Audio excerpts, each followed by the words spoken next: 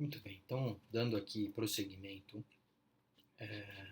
à nossa explicação acerca das obrigações indivisíveis e divisíveis, conforme havia mencionado na primeira parte do nosso roteiro, então agora nós vamos abordar algumas regras específicas relacionadas às obrigações indivisíveis.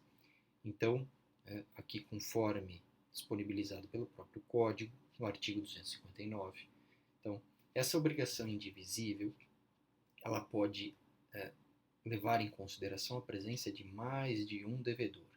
Então, naquele exemplo que eu havia mencionado no início, da obrigação de 2 devedores de entregarem um touro, que é por natureza objetiva, um bem insuscetível de fracionamento, ele deve ser entregue por um dos devedores ao credor.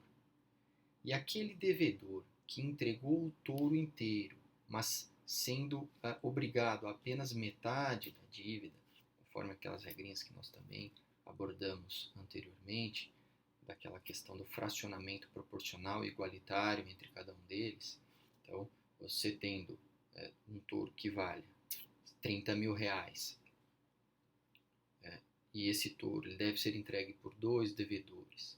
Obviamente que cada um, em tese, por essa presunção relativa, seria obrigado a 15 mil reais. Como ele está entregando um touro que vale 30, então ele se subroga nos direitos do credor a receber a outra parcela que está atinente ao devedor que não entregou o objeto indivisível. Então, conforme vocês podem ver aqui, então, nesse exemplo aqui eles levam em consideração 3 devedores. Então,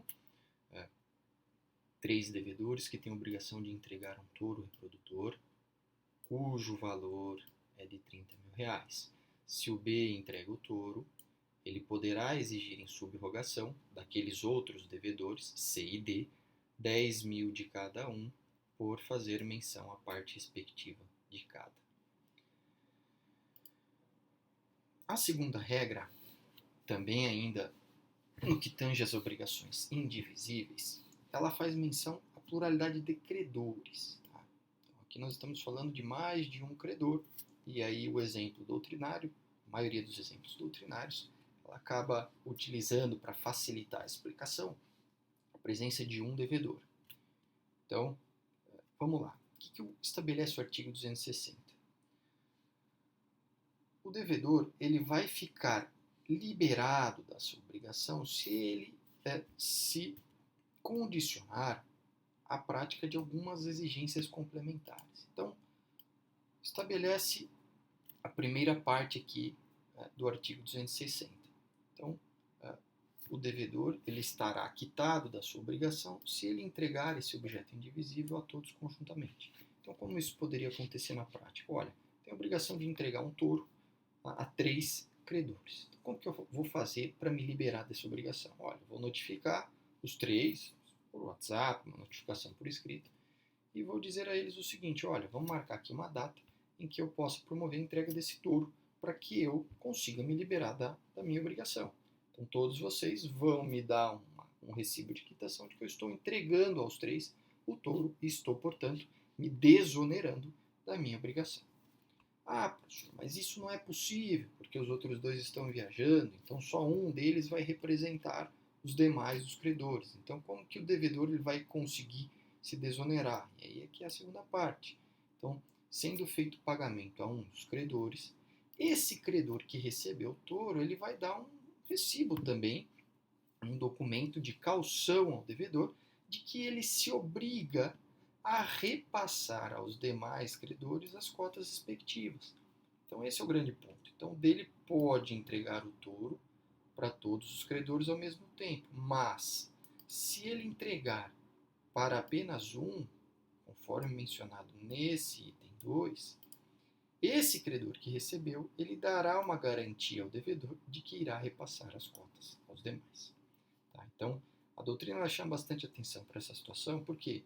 Porque isso pode gerar problema. Então, você, devedor que não obteve essa caução, essa garantia, você pode ser demandado, talvez, pelos outros credores que não receberam a parte da dívida. Então, por isso que é sempre prudente, em virtude do princípio da segurança jurídica, que essa garantia seja celebrada por escrito, datada e assinada pelas partes, até por firmas reconhecidas, para mostrar que aquele credor, co-credor que recebeu o objeto indivisível, e que ele, portanto, teria direito a 1/3 desse objeto, ele se compromete a pagar os outros 2/3 para os outros credores que não estiveram presentes quando da entrega.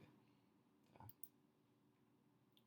E aí uma observação em sequência, observação 2, ela vai dizer o seguinte: se um credor receber a prestação por inteiro, os demais poderão pleitear a parte da obrigação a que tem direito em dinheiro. Então, o A recebeu o touro sozinho, decide ficar com o touro. Então, B e C, eles vão receber a parte em dinheiro referente às suas cotas partes. Tá? Então, terceira regra.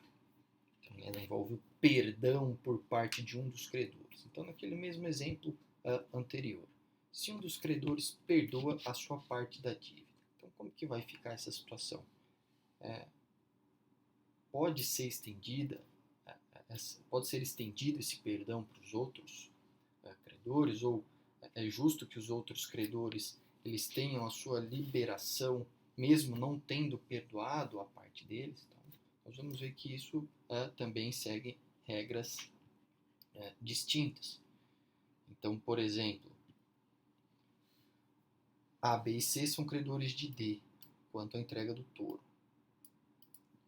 O credor A, ele perdoa a parte da dívida. Então, ele abre mão de receber o touro, abre mão de receber a sua fração, que valeria 1/3 ou 10 mil reais. Então, o D, ele ainda assim ele tem a obrigação de entregar a coisa para B e C? Sim, como estamos falando de um objeto indivisível que não permite o fracionamento, então o D, devedor, vai ter que entregar o touro de toda maneira. Mas como fazer se ele foi perdoado por A? Então, em tese, é que ele tem que entregar um touro que vale 30 mil, mas ele tem a obrigação de pagar só 20, porque ele teve o perdão de 10 referente ao credor A. Então, o que vai acontecer nessa situação? B e C podem exigir o touro, desde que paguem a D a parte perdoada que faz menção a A, ou seja, desde que paguem a D os 10 mil que foram perdoados por A. Então, essa é a regra do perdão da remissão.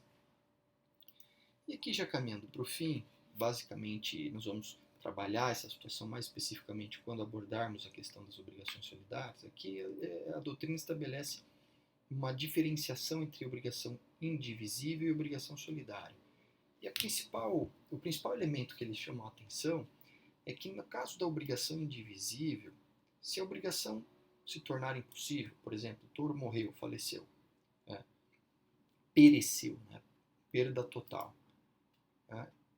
essa obrigação não vai mais ser possível e, portanto, ela deverá ser convertida em perdas e danos. Então, aqui nós não estamos mais falando de indivisibilidade. Por quê? Porque a partir do momento em que o devedor ele está obrigado a pagar o valor equivalente ao touro que faleceu, essa obrigação deixa de ser indivisível e aí, portanto, o devedor ele tem que entregar a cada um dos credores as partes respectivas. Tá? Essa situação ela não ocorre na obrigação solidária. Por quê? Porque a obrigação solidária ela não perde a sua essência, conforme nós vamos ver mais para frente, se houver uma conversão em perdas e danos. Tá? Então isso não muda nada, não altera nada a situação. Então, essa é uma situação também bastante interessante, que nós vamos abordar de forma mais específica quando tratarmos da obrigação solidária. Então, com relação a essa parte final das obrigações indivisíveis e divisíveis, nós estamos dando por fim encerrado o conteúdo. Mais uma vez, se houver ainda dúvida com relação ao conteúdo, que vocês entrem em contato comigo, conforme orientações passadas aos líderes. É uma metodologia nova e tenho certeza que não só a minha pessoa, mas todos os demais professores, nós estamos tentando aí fazer o melhor para que vocês aprendam o conteúdo e que ele chegue da maneira mais fácil possível para vocês e que vocês de fato compreendam aqui a questão. Feito. Até logo, boa noite.